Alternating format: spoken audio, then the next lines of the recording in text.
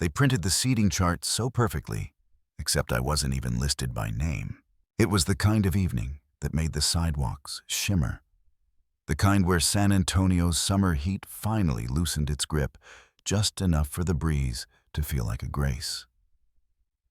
I pulled up to the gated neighborhood where my parents had lived for nearly 20 years, watching the valet in black slacks and crisp white shirt jog up to my old Toyota.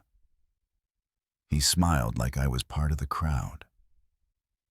I handed him the keys and adjusted the navy blue sheath dress I'd ironed twice this morning. Clean classic safe. The box in my hand was small mahogany embossed with Lucas's initials. Inside was a custom pen set I had engraved at a boutique shop in Austin. A simple, understated gift. I bought it before I received the official invitation, before I saw the RSVP card, and realized that the name printed wasn't Claire Delaney, but guest of family. +1. At first I thought it was a mistake. Now, standing on the front steps of the 2-story suburban palace strung with golden lights and echoing with jazz from the backyard speakers, I wasn't so sure. A young man at the door flipped through a clipboard, his posture too polished for someone hired just for the night. Name, he asked. Claire? Claire Delaney, I said. Lucas's sister. He paused, scanned the page, then frowned faintly. Ah, you're listed under the Reynolds block. Guest +1. He flipped the page toward me like he was doing me a favor. My name wasn't on it. Just a generic label. No title, no recognition, no place. My stomach twisted. That's fine, I said too quickly. No need to change it. I pinned the label to my chest like it didn't matter. Then I smiled, stepped past him, and entered a house that used to be mine in a way no longer it ever was. Inside, everything glowed. Monica had outdone herself again. Candlelight on mirrored trays, imported linen runners, chilled champagne glinting in long flutes. The scent of cedar-planked salmon wafted through the space alongside laughter that always seemed to land just a second too loud, too perfect. Lucas was turning 40, and if this party had a message, it was that his life had already become a curated legacy. I scanned the crowd for familiar faces, nodding politely to family friends who pretended not to forget my name, but always did. Monica swept by in a floor-length emerald gown, kissed someone's cheek, posed for a photo, then spotted me without really looking. Claire, she said, like the syllables were foreign. You made it. I wanted to say, of course I did, but I didn't. Instead, I said, you look beautiful. She did. Beautiful and impenetrable. Her lipstick a shade colder than usual, her eyes scanning the room already, like she was calculating reputation in real time. Harold, my father, was standing near the fireplace with 2 men in suits. He didn't wave, just tilted his glass upward and gave the barest nod. No warmth, no pride, no affection. Table 18 was mine. Tucked behind a marble pillar near the kitchen entrance, it felt more like overflow seating than a place of honor. The place card read, Guest of Family. The silverware was slightly off-center. The napkin had been folded into a tired swan whose neck drooped to the side like it had given up halfway through the party. I adjusted it with 2 fingers and sat down. From here I couldn't even see the head table, but I could hear it. Toasts. Laughter. To Lucas, someone cheered. Another voice shouted, "Our golden boy." My brother had always been the center of gravity in this family. While I was building spreadsheets and drafting client plans on weeknights, he was making headlines for real estate developments and rubbing shoulders with city council members. I didn't resent him, not really, but I did wonder what it felt like to be seen without having to raise your hand. A server came by and asked if the seat next to me was taken. I smiled. It's all yours. That's when the lights dimmed slightly, and the sound of a microphone screeching made the crowd quiet. The MC's voice boomed. And now a few words from someone very special to us, Claire Delaney. I blinked. I hadn't been told I was speaking. I hadn't prepared a toast. I looked around, hoping for an out, but all I saw were faces turning toward me, half smiling, half curious. Monica gestured toward the front with both hands. Her smile was too bright to be genuine. I walked slowly past clinking forks and murmurs, trying to hide how tightly my hands were gripping the side seams of my dress. On the small stage, a spotlight hit me square in the face. I blinked against it, searching for Lucas. He gave me a nod. Not encouragement, not support, just confirmation you're doing this. There was no microphone card, no notes. No one handed me anything. Then the screen behind me lit up with a family montage. Photos of Lucas from childhood to college. Him playing baseball, winning debate championships, signing architectural blueprints. Narration started Monica's voice syrupy and scripted. From the moment he took his first step, we knew Lucas was destined for greatness. Then Harold Lucas has always had a spark. That kind of brilliance, you're born with it.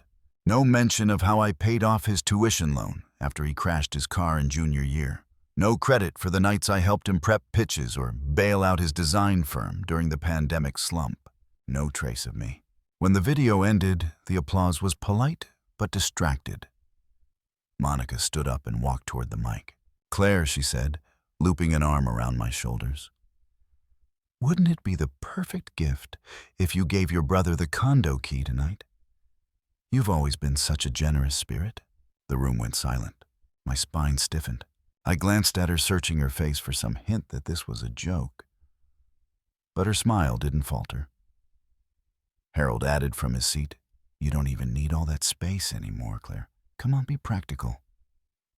"Come on, be." Tessa sat beside Lucas, expression unreadable. Lucas looked down at his plate. There it was. A public ask, framed as a family gesture wrapped in guilt and theatrics. I could feel all eyes on me, some expectant, some pitying, most waiting for drama. I stepped back from the mic slowly. "Thank you," I said simply. "It's a lovely evening." Then I turned, walked back down the aisle toward table 18, the table behind the pillar beside the swinging kitchen doors. I didn't cry. I didn't raise my voice.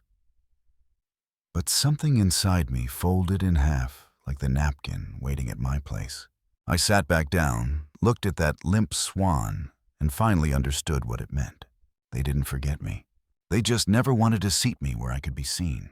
And that's when I began to remember everything quietly, carefully. Because next time I wouldn't be sitting behind a pillar. I'd be holding the blueprint. The only thing straighter than that swan-folded napkin was the champagne bottle that cracked my skull. I was almost out. Past the crowded foyer, past the velvet drapes Monica had imported from Italy, past the polite laughter that rose and fell like waves. I was never allowed to ride. I kept my pace, even heels silent against the stone tiles.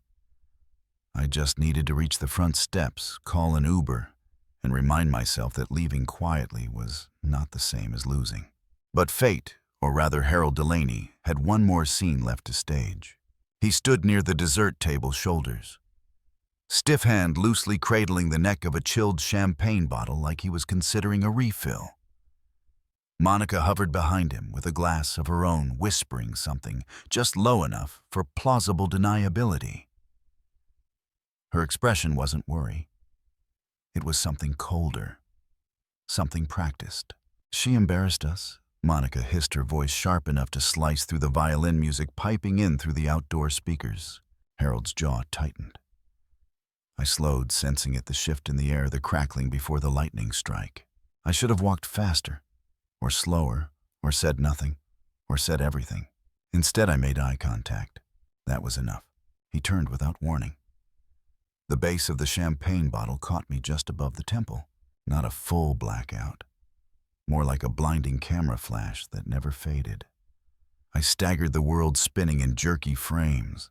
My hand shot up to the side of my face, and it came away wet. Red. Too red. Gasps rose like a wave. A few people dropped their glasses. One woman screamed. Another fumbled for her phone. But no one moved. Not even Lucas. He sat frozen at the head table, eyes locked on the untouched slice of cake in front of him. Tessa had her hand on his wrist, as if steadying him. Not me. Monica, unfazed, sipped from her flute and said flatly, "We gave her everything. This is how she thanks us." Blood trailed down my cheek, warm and thick, staining the neckline of my navy dress. I didn't speak, didn't scream. I pressed my palm to the gash and walked calmly, deliberately through the stunned guests. No one reached for me. No one offered a towel. Just silence parted by the sound of my heels on stone. Outside, the air was cooler than it had been earlier. I stood beneath the glow of the porch light, pulled out my phone with trembling fingers, and ordered a ride to the emergency room. The driver didn't ask questions. Just nodded when I said hospital and glanced at me through the rearview mirror like he didn't want to know the story behind the blood crusting on my jawline. At the ER, the lights were fluorescent and far too clean. A nurse handed me forms with soft eyes and antiseptic hands. I filled them out alone. I wrote no emergency contact, no family, no one waiting in the lobby with warm sweaters or bad coffee. When they finally stitched me up, the nurse said gently, "You're not the first." Then she left the room, and I sat there staring at the sterile white tile on the ceiling until I forgot why I ever tried to show up in the first place. The next morning, back at my condo in Austin, I tried to gather myself. Shower, tea, a fresh bandage, the beginnings of a plan. But when I reached into my purse for my spare condo key, it was gone. I froze. Emptied the bag slowly. Wallet, lip balm, receipts, phone charger, but no key. And just like that, a memory clicked into place.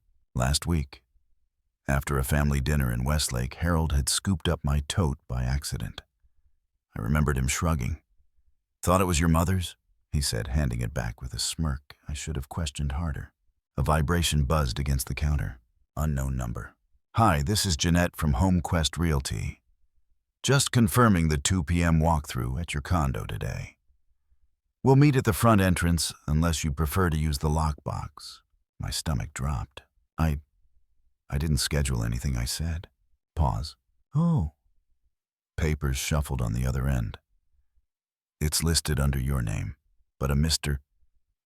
Harold Delaney is shown as co-signer. The property's active." I hung up before I could scream. They hadn't just hit me. They were trying to sell my home.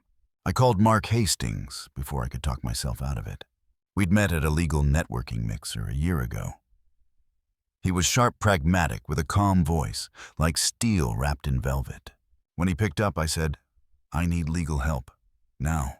By noon, I was standing outside my condo with a locksmith. The man ran a gloved finger over the deadbolt. "These scratches are fresh," he muttered. Whoever used a key didn't know the exact fit. But it wasn't a break-in. This was access. Quiet access. "I want the locks changed," Deadbolt added. "You got it." By 4 p.m., every lock they'd touched was gone. Every door resecured. Back inside, I opened my laptop, pulled up my ownership documents, the title transfer, the deed from 2014. I dug out email threads showing my financial transfers to Lucas when he needed help starting his firm. I compiled voice messages from Monica asking for just one more mortgage payment, sweetie. I organized everything in a folder labeled Proof, if they come for me again. Then I called Mark back. "They're not just going after the property," I said. "They're trying to erase me from their memory." Bit by bit, he was quiet for a beat. "Then we'll make sure they remember who owns the truth." That night, I sat at my dining table, the same table I used to fold napkins at during every Thanksgiving, trying to make things look more elegant for guests who never noticed. In the center sat one of those napkins, creased and tired. It was the only thing I brought back from that party, not the gift I gave. Not a thank you card. Just that swan-shaped napkin I had gently refolded after being humiliated. Now it sat under a warm light, a quiet witness. The next morning I woke to an email from Monica. Subject: "Let's talk, Claire." Body: "This has gone far enough. Please come to the house. Just us. Let's fix this." I didn't reply. Instead, I booked an appointment with Mark to file an injunction. Because some doors don't need knocking. Some just need to be locked forever. And as I pressed my palm gently to the stitched side of my head, I whispered to no one. They didn't want the condo. They wanted the story without me in it, but I was done being edited out. They brewed my favorite tea, printed my name on envelopes, and called it forgiveness. It had been a week since the party, since the bottle, the blood, the locked doors, and the sudden clarity that followed. A week since I stopped checking my phone for apologies. A week since I realized none would come. But then came the email from Monica. Subject, let's talk body. This has gone far enough. Please come to the house. Just us. Let's fix this. Love, Mom. No caps lock, no guilt.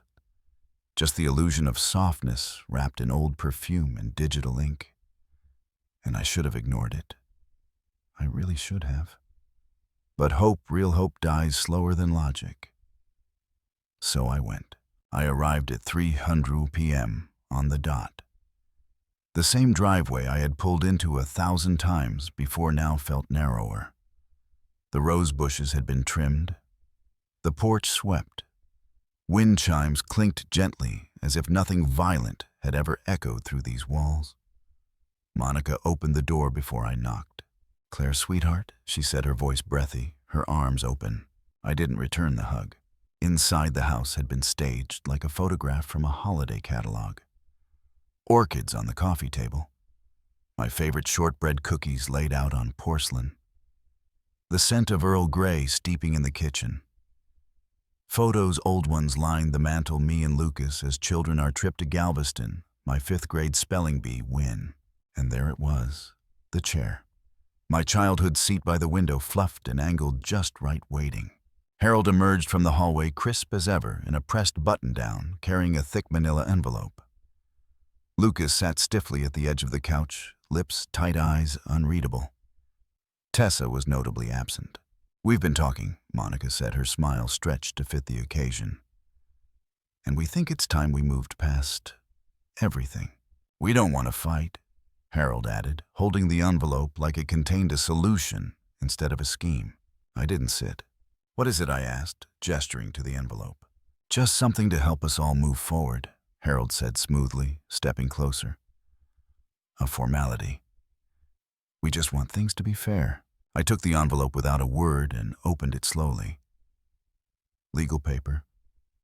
Clean fonts. Polite language. But the heart of it was unmistakable. A deed transfer. From me to them. Buried in phrases like internal agreement and family unity was the request I sign over my Austin condo. Quietly. Permanently. No fuss. "This is your idea of peace," I said, my voice flat. Monica leaned forward, elbows on knees. "Sweetheart, no one's trying to take anything from you. We just think it would be simpler. You live alone. Lucas and Tessa are building a family." "She's not even here," I replied. "She supports this," Harold said quickly. "We all do. You'll still have us. This just clarifies boundaries." I placed the folder back on the coffee table right beside the cookies they thought I still loved. "No," I said, "this isn't clarity. This is theft with lemon slices on the side." Lucas flinched, but said nothing. Monica blinked fast, her mask cracking. Harold straightened his spine, but I could see the tension beneath his collar. I turned to leave. No shouting, no drama. Just my feet moving through a house I no longer recognized. "You're overreacting," Harold called behind me. I didn't answer. Because when the house you grew up in becomes a trap, silence is the cleanest exit.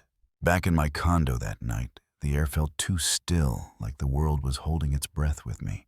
I called Mark. "They want me to sign over the condo," I said, my voice low even. His reply was immediate. "Then it's time." We'd talked about it before, quietly, theoretically. About the house they still lived in. The one in their name, they thought. But records told a different story. I had bought it in 2011 during the foreclosure crisis to help them. The deed was never transferred back. I held the title. Legally, silently, until now. Mark didn't need convincing. He filed the notice of eviction by morning. There were no announcements, no warning calls, no family meetings. I didn't post about it. I didn't rage online or confide in mutual friends. I simply filed. Paper, authority, boundaries. 3 days later, the sheriff delivered the order. I didn't go. I didn't need to. Lucas recorded it on their doorbell camera and uploaded the footage to our extended family group chat, as if exposure might summon sympathy, or maybe he just didn't know what else to do. I watched the grainy clip once, twice. Harold answering in a bathrobe, Monica behind him, her mug frozen mid-sip. The envelope in the officer's hand, the silence that followed, and I turned off my phone. That night I sat in my living room. No music, no television, just a glass of water and the light from the street lamps spilling across the hardwood floor. I didn't feel victorious, not even satisfied, but I felt still. A kind of stillness I hadn't known since before they asked me to smile on command in family portraits. Since before they started twisting favors into debts. Since before I realized some people only see your worth when it benefits them. I had always assumed forgiveness required conversation. But maybe some letters don't need replies. Maybe some only need a lawyer's signature and the courage not to open the envelope again. Not every letter needs a reply. Some just need a lawyer's signature and silence. They thought the house was theirs. They forgot whose name was on the deed. The morning I got the notification from the court that the eviction order had been approved, I didn't smile. I didn't cheer. I just sat with the letter in my hand and breathed in the weight of what it meant. It wasn't just a win. It was proof. Proof that memory doesn't equal ownership. That just because you stand in a place long enough doesn't mean it belongs to you. It had been nearly a month since I walked out of my parents' house for the last time. Since they handed me a folder filled with legalese and lemon cookies expecting me to sign away the last piece of myself they hadn't already sliced into. And when I didn't, when I placed the folder on the table without a word and walked out, the silence they left in return was louder than any screaming could have been. But they didn't stay silent for long. I woke up 3 days later to a friend's message. Claire, is this reel attached was a video. One of those heavily edited reels, complete with dramatic piano music and black and white filters. It was footage from Lucas's birthday party, the moment at the microphone where I said, this wasn't agreed on. The clip cut off there, spliced with family photos and captions like, raised with love and betrayed by blood. The video had Monica's fingerprints all over it. I didn't respond. I didn't share. I didn't correct. I just opened my Dropbox account and uploaded everything. Wire transfers from my accounts to theirs. A scanned copy of the deed to the condo. Emails from my father asking me to cover one last mortgage payment while Lucas's company was still finding its footing. Voicemails from my mother thanking me for wiring money to cover property taxes just this once. Even a photo of the birthday table napkin, still blood-stained, folded into the sad swan it had started the night as. No commentary, no hashtags, no captions. Just a folder labeled, Truth if you care to see it. I logged out, and I didn't log back in for a week. They made noise. I made silence. And then justice arrived. Not with fanfare, not with confrontation, but with paper. 3 days after I uploaded the folder, they were served. I wasn't there when it happened. I didn't need to be. Lucas filmed it.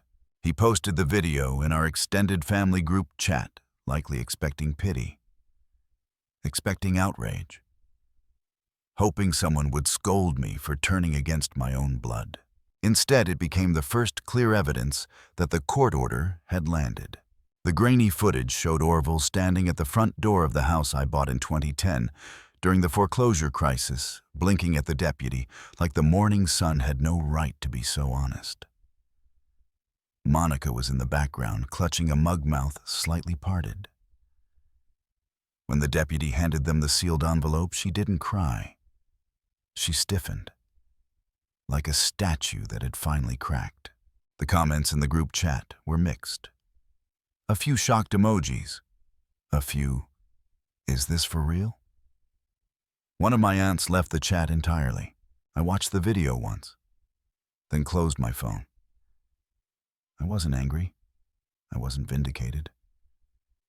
I just felt done. That night, I sat in my condo with the lights off. No music, no screens, just the soft hum of my refrigerator and the ticking clock above the stove. I wasn't waiting for a call. I wasn't hoping for an apology. I was just existing in the quiet. I remembered something Tessa had whispered to me once, back when we were still pretending to be sisters-in-law. She said, "Your mom doesn't want you out of the family. She just wants to edit how you exist in it." Now I understood what she meant. And yet the story didn't stop there. A few days later, I received a package. No return address. Just my name and handwriting I hadn't seen in years. Thessaly. Inside was a single item. A baby shower invitation. Formal, tasteful, thick cardstock. And at the bottom, in her looping cursive, "I'm sorry, I didn't know how far they went. You deserved better." It wasn't an excuse. It wasn't a plea. It was acknowledgement. And maybe that was the first honest sentence anyone in the family had sent me in years.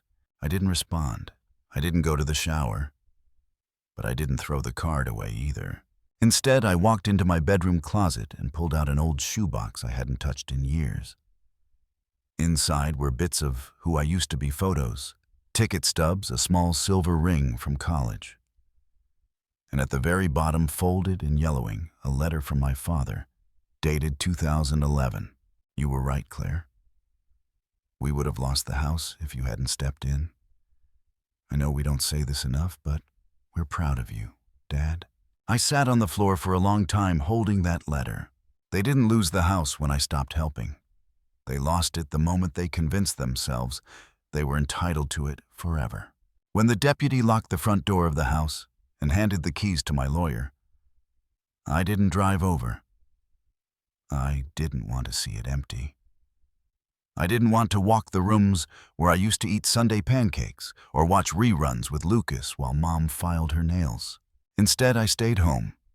I made tea, and for the first time in months, I slept through the night. I woke the next morning to sunlight stretching across my floorboards, soft and warm. My apartment smelled like cinnamon and clean linen. There was no knock on the door, no voicemail, no flare of guilt, just stillness. And then I smiled, not because I'd won, but because I had finally stopped asking to be understood by people who never truly saw me. Some stories don't need a climax. Some victories come without applause. I whispered into the morning light, "I don't need to stand over them. I just needed to stop standing near them." And I meant it, because this was never about revenge. It was about reality. They forgot the house was never theirs. I remembered who it always belonged to. They erased me from every photo, but the napkin I folded still waited for me. 1 month after the eviction order was enforced, I returned to the old house for the final time. Not for closure, and certainly not out of sentiment. I went back to retrieve a piece of myself, something they forgot to erase, no matter how thoroughly they tried to wipe me from the family story. The house was hollow.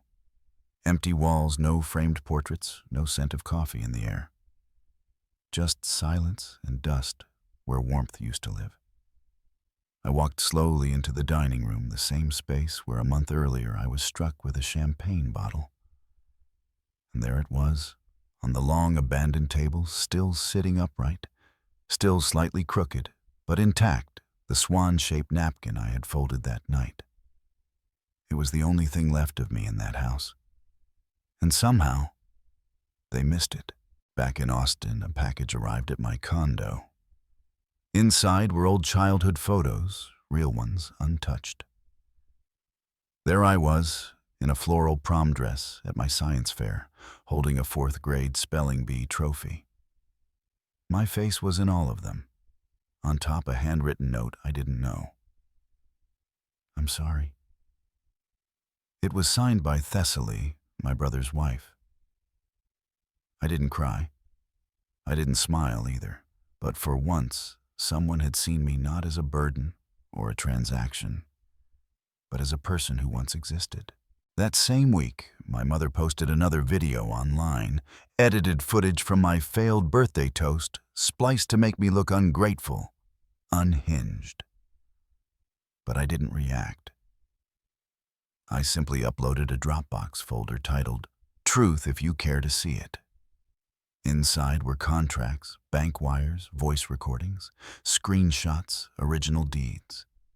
No captions, no commentary. Then I logged out of every social account and didn't return. I pulled out a dusty old storage bin later that week and found a photo album I had made myself in college. My younger self stared up from the pages, awkward, imperfect, hopeful. On one page was a post-it note in my father's handwriting. "Proud of you, Claire. I knew you had it in you." I folded it neatly. Not to forget, but to accept that love, even when real, isn't a license to destroy someone later. Soon after I finalized the sale of the house they'd lived in for 15 years. I didn't celebrate. I simply wired every cent to a nonprofit that helps women escape financial abuse. That was my version of peace. No headlines, no drama, just freedom delivered quietly. That weekend, Amina came over. She brought a bottle of wine and a tiny orchid. "You need more green in here," she said, placing it on the window ledge. My kitchen smelled like garlic and thyme. The table was set for two. No centerpiece, just one thing in the middle, the swan napkin. Washed, refolded, and placed in the center, not as a decoration, but as a quiet symbol that I still existed. We ate slowly, talked about everything and nothing. At one point, Amina raised her glass. "To building our own table," she said. I raised mine and answered, "And never begging for a seat again." That night, I didn't think about what they lost. I thought about what I reclaimed: my space, my voice, my peace. I wasn't trying to prove anything. I wasn't trying to heal them. I was simply living. You don't need to burn down the house that rejected you. Just build one they were never invited into.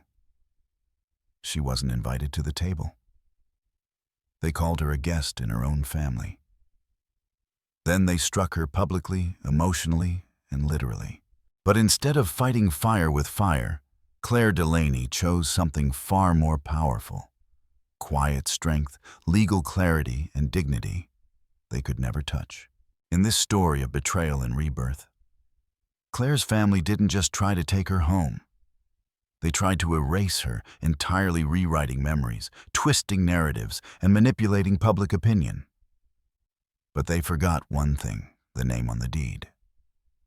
Through each silent act, changing the locks, filing legal papers, releasing truth without noise, Claire took back what was hers, not just in property, but in identity. And in the end, she didn't gloat. She didn't seek revenge by burning bridges. She simply built her own table and set it with peace. Final reflection.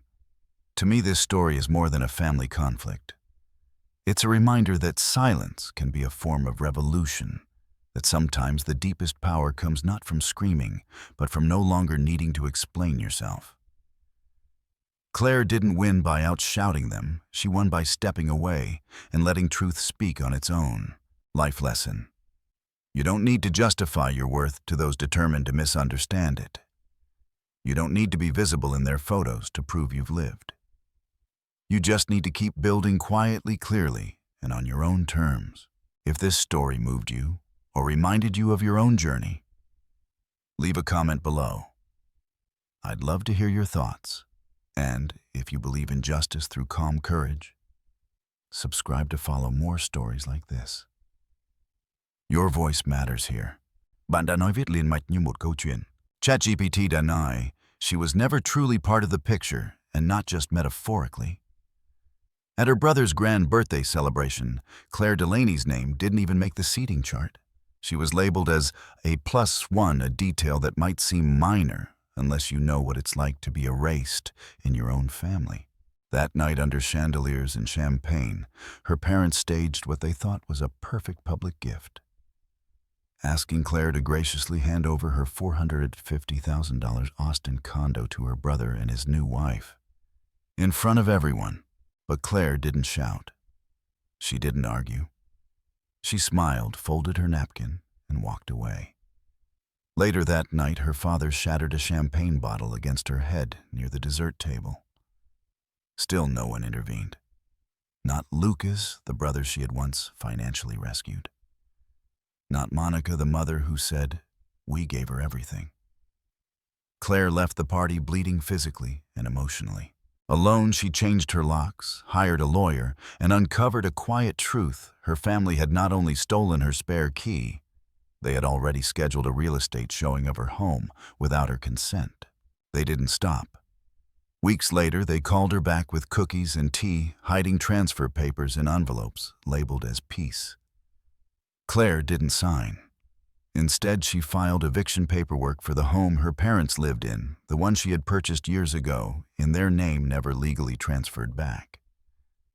When they turned to social media to frame her as the villain, Claire said nothing. She just uploaded a folder, every receipt, every deed, every voice message that told the real story. In the end, she didn't scream. She didn't explain. She simply stood in her sunlit apartment, setting a folded swan napkin, once left behind at that cruel party, at the center of her own dining table. Not to impress, not to defend, just to remember that quiet power cannot be erased. And maybe that's the lesson we all need. You don't have to burn down the house that rejected you. You just have to build one they were never invited into.